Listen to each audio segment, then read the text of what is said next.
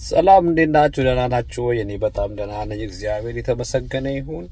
ይህን ቪዲዮ እንዳታሳልፉት፣ አጭር ቪዲዮ ነው። እስከ መጨረሻው እንድትሰሙትና ለሌሎች ደግሞ ሼር እንድታደርጉ አደራ እያልኩኝ አንድ አጭር ነገር ላካፍላችሁ ነው።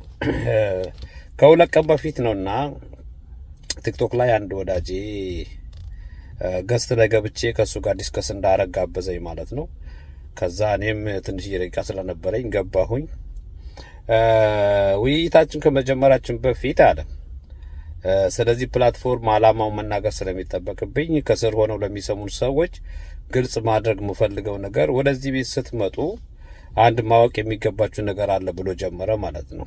ከዛ ምንድነው ብለን ስንሰማው እዚህ ፕላትፎርም ላይ መጥቼ ማገለግለው አለ ከቸርች ወደ ኋላ ያፈገፈጉ ሰዎች፣ ትሪት ሳይደረጉ ወደ ኋላ የቀሩ ሰዎች፣ ቸርች መሄድ ያቆሙ ሰዎች የማገለግልበት ፕላትፎርም ነው ብሎ ብዙ ነገር ተናገረ ማለት ነው። እና እኔም በዚህ አቅጣጫ ትንሽ ቻሌንጅ ላደርገው ሞከርኩኝ። በዚህ ምክንያት ደግሞ ልናወራ የነበረውን ነገር ሳናወራ ከገስት ላይ ወረድኩኝ ማለት ነው። ትንሽ እሱም እንደመናደድና ምናምን ማለት ነው።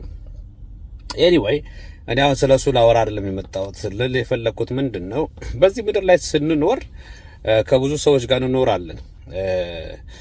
ጓደኛ ሊሆን ይችላል፣ በስራ ቦታ፣ በጎረቤት፣ በተለያየ የምንቀራረባቸው ጥሩ ጥሩ ሰዎች እንዳሉ ሁሉ ደግሞ በዛው ልክ ደግሞ ሌሎችም አሉ እና የፈለገ ነገር ቢሆን አንድ ሰው አብራችሁ ስትኖሩ፣ አብራችሁ ስትሰሩ፣ አብራችሁ በምትገናኙበት ጊዜ በደንብ ስሙኝ፣ ከቸርች እንድትቀሩ ከቅዱሳን ህብረት እንድትጎሉ የሚያደርግ ምክር የሚያደርግ ደግሞ ጥቅስ ምናምኖችን የሚጠቅስላችሁ ሰው ስታገኙ ሲገጥማችሁ ሁለት ጊዜ ሳታስቡ ከሱ ልትርቁ ይገባችኋል። 4 ነጥብ።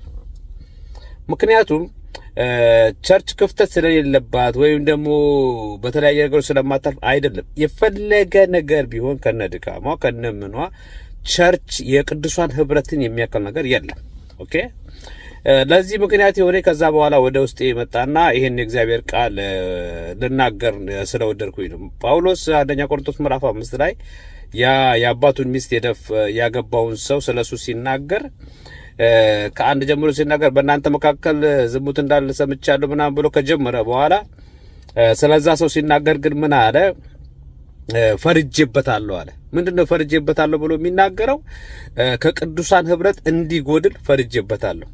በዛ ብቻ አላበቃም። ነገሩ በጣም እያከረረው መጣና ቁጥር 5 ላይ ምን አለ? ለሰይጣን አሳልፌ ሰጥቼዋለሁ። ለካስ ዩሲ ሰዎች ከቅዱሳን ህብረት ሲጎሉ፣ ከቅዱሳን ህብረት ሲርቁ ለሰይጣን ለመሞት፣ ለመገደል፣ ለመታረድ እየተዘጋጁ ነው። ሰይጣን እያቀባበላቸው ነው። ገባ? ለዚህ ነው እኮ መጽሐፍ ቅዱስ ስለ ጋንጮር ሲናገር እኔ ህይወት እንዲሆን ሌባው ሊያርድ ሊሰርቅ ሊያጠፋ እንጂ ሌላ ነገር አይመጣ፣ እኔ ግን ህይወት እንዲሆንላችሁ ደግሞ እንዲበዛላችሁ መጣውኝ ይላል።